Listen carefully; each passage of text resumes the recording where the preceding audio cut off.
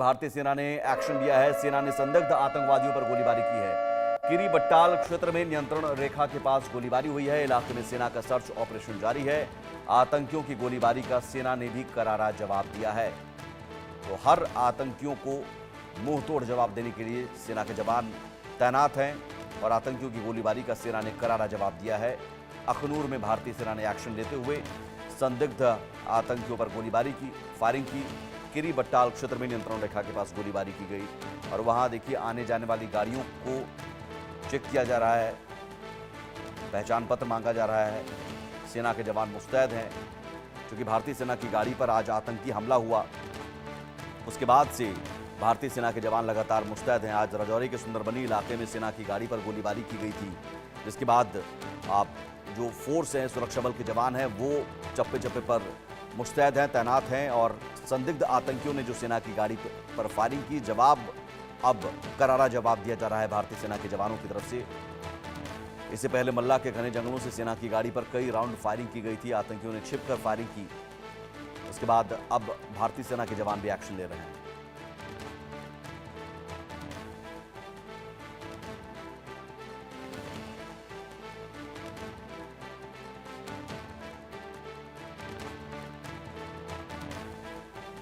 अजय जांडियाल हमारे साथ जुड़े हुए हैं इस खबर पर। अजय, अपडेट क्या है और राजौरी के सुंदरबनी इलाके में जो जिन आतंकियों ने गोलीबारी की थी, अखनूर में जो जवाब दिया गया, क्या वही आतंकी थे या कोई दूसरा आतंकी यहां पर मौजूद था?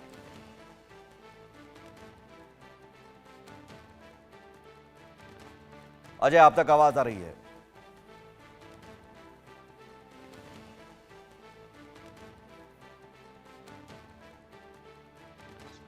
अजय, आप तक आवाज आ रही है तो समझने चाहेंगे ये घटना जो है जहां अखनूर में भारतीय सेना के जवानों ने फायरिंग की है आतंकियों पर, संदिग्ध आतंकियों पर, क्या ये वही आतंकी थे जिन्होंने राजौरी में आज घटना को अंजाम दिया? देखिए, जो जानकारी है उसके मुताबिक बीती रात जो है केरी बट्टल का एक इलाका पड़ता है जो लाइन ऑफ कंट्रोल से सटा हुआ है। यहाँ पर जो है कुछ संदिग्ध हरकत जो है वो देखी गई थी, जिसके बाद सेना ने जो है एक बड़ी कार्रवाई जो है इस इलाके में अंजाम दी।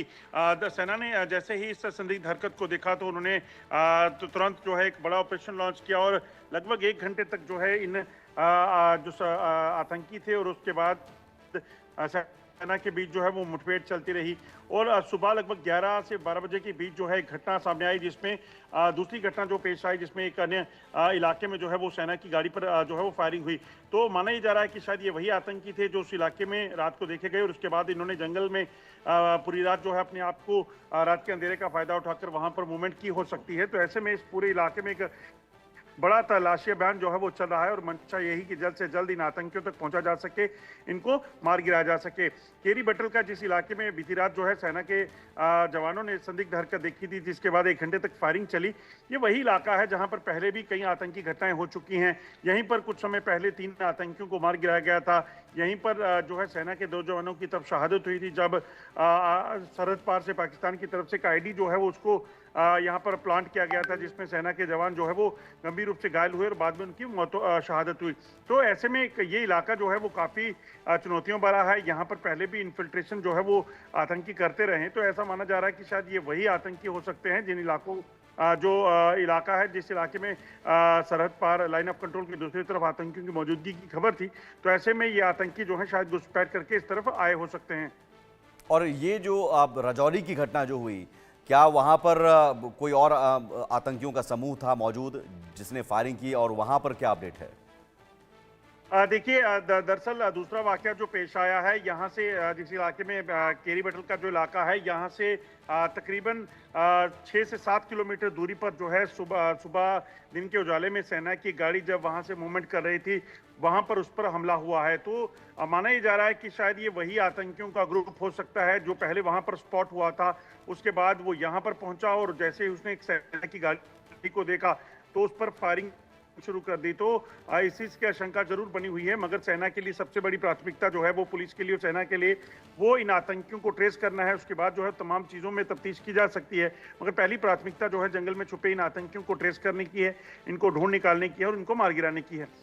तो ये इलाका कैसा है अजय? इन इलाकों में क्या आतंकियों को छिपने में मदद मिलती है? पहले भी देखा गया है कि वो इस तरह के इलाके को चुनते हैं जहां पर वो आसानी से फायरिंग करके भाग सकें, छिप सकें। देखिए ये जो इलाका है ये पूरा जंगल का इलाका है। लाइन ऑफ कंट्रोल से पीछे जिस इलाके में सुबह आतंकियों ने फायरिंग की है, ये इलाका जो है वो घने जंगलों के बीच से होता हुआ निकलता है और यहाँ पर रिहाइश बहुत कम है। लाइन ऑफ कंट्रोल से सीधा इस तरफ अगर आप आते हैं तो सुंदरबनी और उसके बाद राजौरी, पुंछ के साथ साथ कश्मीर पहुंचने के जो है वो रास्ते रहते हैं। तो ऐसे पे माना जा रहा है कि हो सकता है ये आतंकियों का एक ग्रुप हो जिसने वहां से कोई घुसपैठ की हो और उसके बाद वो यहाँ पर आकर छुप गया हो। तो ये तमाम चीजें जो हैं वो खैर जांच का विषय है, मगर ये इलाका जो है घने जंगल का इलाका है और जी। इसके आसपास जो है रिहाइश बहुत कम है। ऐसे में यहाँ पर नदियां, नाले, पहाड़ जो है उससे होते हुए आतंकी जो है इस इलाके में मूवमेंट करते हैं। पहले भी इस इलाके में कई बार घुसपैठ जो है आतंकियों ने की है।